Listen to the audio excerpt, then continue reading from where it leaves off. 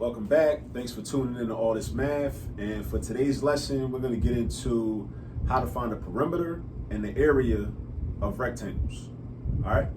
So let me first talk about what the perimeter actually is around a rectangle and what the area is inside of a rectangle. So if you see right here, I have this rectangle drawn, right? A rectangle, of course, is a quadrilateral. It's got four sides, right? And all four corners or angles are 90-degree angles. That's basically the definition of a rectangle, right? Quadrilateral with two pairs of parallel sides, and all four of the angles are 90 degrees. Actually, what might seem strange is that a square is actually a rectangle. So every square is a rectangle, but of course, all rectangles are not squares. Think about that for a minute. All right, so let's talk about perimeter. First of all, what is perimeter? Perimeter is the length around the rectangle, right? So from here to here, plus from here to here, plus from here to here, plus from here to here. So if you was putting like a fence around something, like, you know, you was doing some gardening, some urban farming or something, and you want to section off at the space, you know, you need like a fence around it to protect from, like, you know, animals running up in and like getting into the crops and the fruits and the vegetables and whatnot. You would need to know the perimeter of that space, right? Where you're doing that farming at. Area is something different. Area is the amount of space inside, right? So inside. So imagine like you were trying to put some carpet down in a room, right? You need to know like how much area, how much space is inside the room, so you'll know how much carpet to buy and whatnot. All right, so how do we figure this out though? Based on this rectangle, which has dimensions of 6 feet by 10 feet, how will we first figure out what the perimeter is? And then how do we figure out what the area is? We got formulas for that, right? In math, there are a whole bunch of formulas. A formula is just a set of instructions that we can use every time to figure out an outcome, right? So if I want to know the perimeter of a rectangle, I got a formula for that. And the formula is this, right? It's P, which stands for perimeter, is equal to 2L plus 2W, right? Now, in this case, L stands for the length, W stands for the width. Now, a lot of people be wondering, like, okay, so but which dimension is the length and which dimension is the width? The reality is you have options. There's no set, you know, way to describe which one is the length and which one is the width. The reason being is because right now with this orientation, this rectangle set up like this, I might say that, you know, the word width goes with the word wide.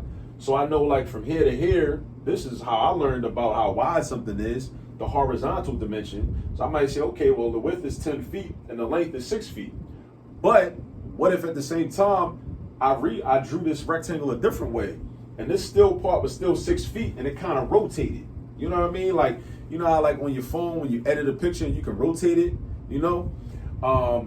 It's still the same rectangle with the same dimensions, but, you know, in that situation, then now the 6 feet becomes the width and the 10 feet becomes the length. So it really doesn't matter, right?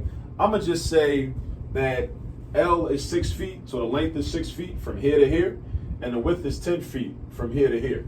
So I'm gonna say that. So if I say L equals 6 and W equals 10, right? Then I basically just plug in numbers in the place of the letters. And then I'm gonna do the math because I'm trying to figure out what P is. P is the perimeter. So I got P is equal to 2. I rewrite the 2 times L. 2L means 2 times L, right? That's algebraic. 2 times L. So instead of saying 2 times L, since the length is 6, now I'm saying 2 times 6, right? I bring down my plus sign. Then I bring down my 2. And instead of saying 2 times W, I'm saying 2 times 10. All right? So now, P is equal to 2 times 6 plus 2 times 10. So now I got to think about order of operations, and I got to use the order of operations, right? So I'm going to multiply this and then add, right? What you don't want to do is do 6 plus 2 because that's in violation of the order of operations, right? And if, you know, we got to keep things in order. All right? So we got P is equal to 2 times 6, which is 12, plus 2 times 10, which is 20. And now we just add them two together. 12 plus 20 is 32, but we don't want to forget about the units. The units were feet, so the perimeter is 32 feet, right? So if this was a rectangle in a real life situation, a plot of land or something, and we wanted to put a gate around it, put a fence around it, we would need 32 feet worth of fencing. All right, that's how we figure that out. Because we do the 10 plus the 10, that's 20, and the 6 plus the 6, 6 plus the 6 is 12, so the 20 plus the 12 gives us 32. So we need 32 feet. All right, so that's our perimeter. Now what about the area? What about the space inside? Area has a different formula. All right, this is the formula for area. Area is more straightforward when we deal with rectangles. Area is equal to length times width, right? So area is just straightforward, length times width. So we're gonna replace the L with 6 again, and replace the W with 10. So we got 6 times 10, which is 60. Now it's not feet though, because when we deal with area, we're dealing with square units, right? So we're dealing with square feet. So we got 60 feet squared.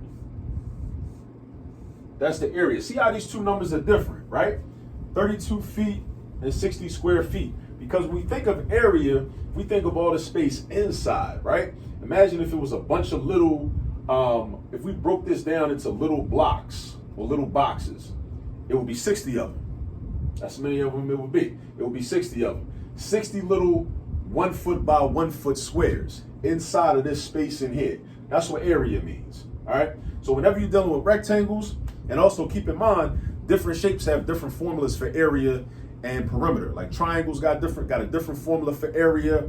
Perimeter is pretty much standard. Just add up all 4 sides, or add up the length of each side for perimeter. But area is where it gets a little different. Circles have a different formula for area. Trapezoids have a different formula for area. And the list goes on and on. Now we get into circles too. Circles have a different formula for perimeter. You can't just add up the length around a circle. You got to figure out, you got to use the number pi, which is 3.14. We use that as 3.14. You got to use the radius, right? Or the diameter. You can use the radius or the diameter, right? That's for the circumference. But the area, we're dealing with just the radius and the number pi, 3.14. But I got some other videos about that, and you can check that out on the page. Hopefully you subscribe to the page.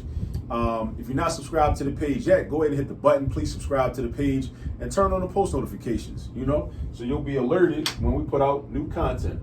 I hope you learned something new. If something is not fully clear, the good thing is that this is on YouTube. You can pause it, rewind it, run it back, whatever you need to do, however many times you need to do it. But take this information and then go find some example problems or some sample problems or some homework problems and get to practicing, because you really learn math from practicing, right? You got to put that work in. You got to shoot in the gym. You got to put that work in, right? That's how you really learn it. You know what I mean? So thanks for tuning in. Until next time, peace.